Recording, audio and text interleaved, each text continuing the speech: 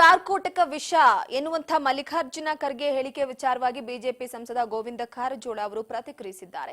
ಈ ಬಗ್ಗೆ ಚಿತ್ರದುರ್ಗದಲ್ಲಿ ಮಾತನಾಡಿದ್ದು ಆರ್ಎಸ್ಎಸ್ ಮತ್ತು ಬಿಜೆಪಿ ವಿಷಸರ್ಪ ಅಲ್ಲ, ಸರಿಯಾಗಿ ಅರ್ಥ ಮಾಡಿಕೊಂಡು ಹೇಳಬೇಕಾಗಿತ್ತು. ಬೇಕಾದ್ರೆ ಆರ್ಎಸ್ಎಸ್ ಕೇಂದ್ರ ಸ್ಥಾನ ನಾಗಪುರಕ್ಕೆ ಬಂದು ಖರ್ಗೆ ನೋಡಿ ಮಾತನಾಡಲಿ ಅಂತ ತಿರುಗೇಟನ್ನ ಕೊಟ್ಟಿದ್ದಾರೆ.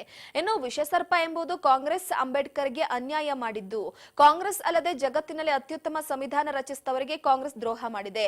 ದಲಿತರ ಹೆಸರಲ್ಲಿ 60 ವರ್ಷ ಆಡಳಿತ ಮಾಡಿದ ಕಾಂಗ್ರೆಸ್ ಅಸ್ಪೃಶ್ಯತೆ ಜೀವಂತವಾಗಿಟ್ಟಿದೆ. ದಲಿತರಿಗೆ ಶಿಕ್ಷಣ, ಉದ್ಯೋಗ ಕಾಂಗ್ರೆಸ್ ನೀಡಿಲ್ಲ ಅಂತ ತಿಳಿಸಿದ್ರು.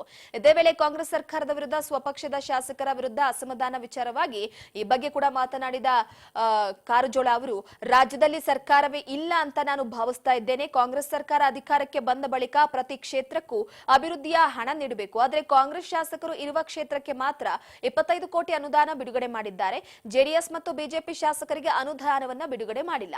ರಾಜ್ಯದ ಅಭಿವೃದ್ಧಿಗೆ ಮಾಡುವ ದ್ರೋಹ ಇದು. ಜೊತೆಗೆ 224 ಕ್ಷೇತ್ರಗಳ ಅಭಿವೃದ್ಧಿ ಮಾಡುವಲ್ಲಿ ಸರ್ಕಾರ ವಿಫಲವಾಗಿದೆ ಅಂತ ಈ ಸಂದರ್ಭದಲ್ಲಿ ಕಿಡಿಕಾರಿದ್ದಾರೆ.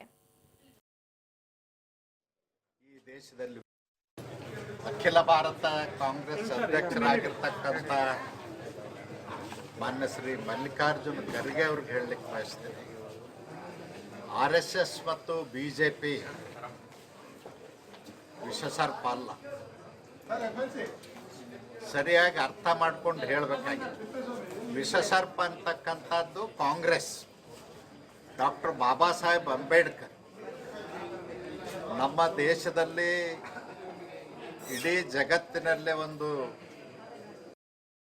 ಸರ್ಕಾರ ಅಂತಕ್ಕಂಥದ್ದೇ ಕರ್ನಾಟಕ ರಾಜ್ಯದಲ್ಲಿ ಇಲ್ಲ ಅಂತ ನಾನು ತಿಳ್ಕೊಂಡಿನಿ. ಕಾಂಗ್ರೆಸ್ ಸರ್ಕಾರ ಅಧಿಕಾರಕ್ಕೆ ಬಂದ ಮೇಲೆ ಪ್ರತಿಯೊಂದು ವಿಧಾನಸಭಾ ಕ್ಷೇತ್ರಕ್ಕೂ ಅಭಿವೃದ್ಧಿ ಬಗ್ಗೆ ಅನುದಾನವನ್ನು ಬಿಡುಗಡೆ ಮಾಡಬೇಕು. ಆದರೆ ಕೇವಲ ಕಾಂಗ್ರೆಸ್ ಶಾಸಕರಿಗೆ 25 ಕೋಟಿ ಅನುದಾನ ಬಿಡುಗಡೆ ಮಾಡಿ ಇನ್ನುಳಿದಂಥ JDS ಶಾಸಕರಾಗಿರ್ಬೋದು, ಬಿಜೆಪಿ ಶಾಸಕರಾಗಿರ್ಬೋದು. ಇದಿಷ್ಟೇ ಹೊತ್ತಿನ ಪ್ರಮುಖ ಸುದ್ದಿ. ನೋಡ್ತಾ ಇರಿ ರಾಜ್ ನ್ಯೂಸ್ ಕನ್ನಡ, ಇದು ಕನ್ನಡಿಗರ ಧ್ವನಿ.